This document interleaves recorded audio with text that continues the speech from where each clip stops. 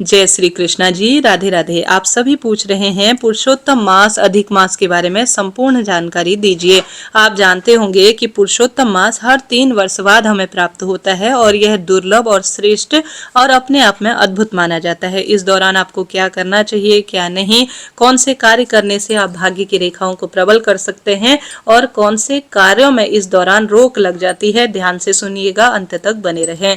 सबसे पहले सामान्य रूप से देखा जाए खर मास मल मास हमें हर वर्ष प्राप्त होता है, परंतु ये जो अधिक मास होता है ना, अर्थात 1 महीना अतिरिक्त हो जाता है, वह हमें 3 वर्ष बाद प्राप्त होता है। महीने में हर साल जो है 12 महीने होते हैं, परंतु जब अधिक मास होता है और जिसे जो है पुरुषोत्तम मास कहा जाता है, यह 13 महीने का हमें प्राप्त होता है। इसके पीछे गहरा कारण छुपा है।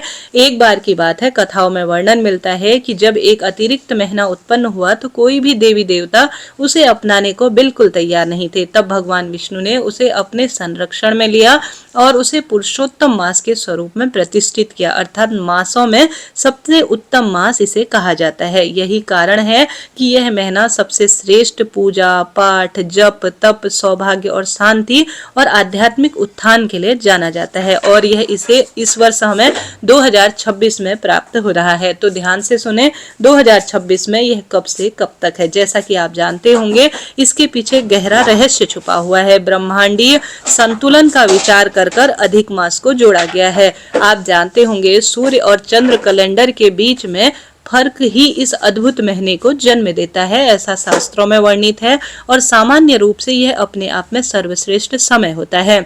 सौर वर्ष करीब करीब 365 दिन का होता है, वही चंद्र वर्ष 364 दिन का होता है। यह अंतर हर 32 महीने में 16 दिन तक बढ़ जाता है और पंचांग को संतुलित करने के लिए इसमें एक महीना जोड़ा जाता है। इसी अतिरिक्त महीने को कहा जाता है अधिक मास, मल मास या पुरुषोत्तम मास।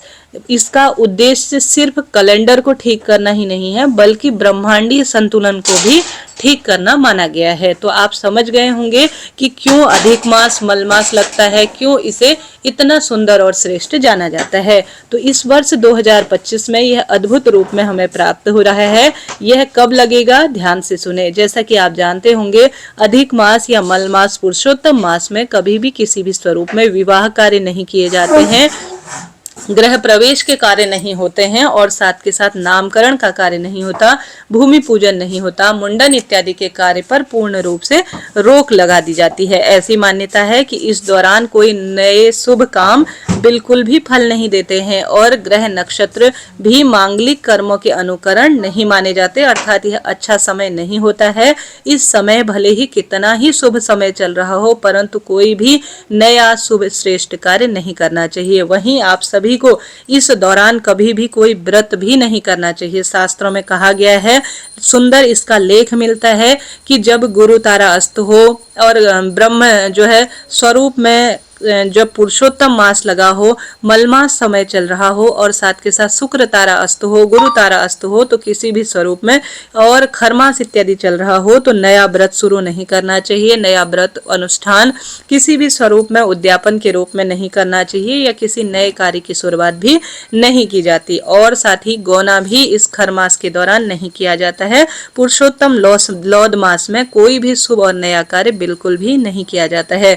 तो किसी नए कार्य की शुरुआत करने का सोच रहे हैं, अपने विवाह, शादी, सगाई के कार्ड छपवाने के, नए वस्त्र खरीदने का, तो अभी से कर लीजिए। यह श्रेष्ठ और शुभ समय नहीं होता है किसी नए शुभ काम को करने के लिए, बल्कि जो आध्यात्मिक मार्ग को प्रशस्त करने के लिए यह समय सबसे अच्छा माना जाता है।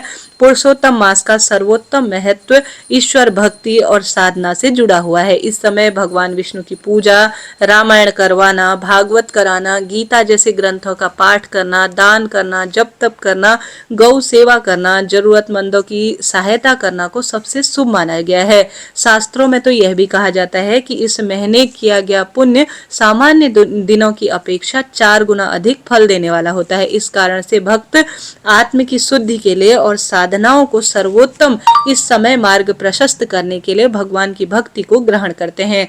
तो आप सभी इस समय को सुंदर रूप में कोई नियम और ध्यान के रूप में लीजिएगा।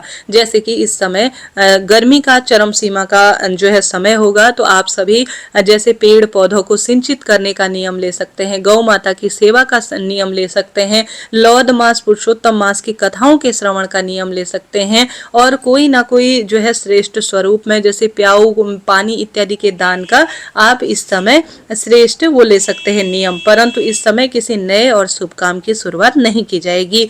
अब यह जो अधिक मास लगने वाला है यह 2026 में, जैसा कि इस बार रौद्र नामक संवत्सर रहेगा 200 जो है आप सभी जानते होंगे, और यह जो रौद्र नामक संवत्सर है यह संपूर्ण विश्व भर में जो हिंदू धर्म को मानने वाले हैं वह सभी इसी जो है संवत्सर के आधार पर कार्य करेंगे।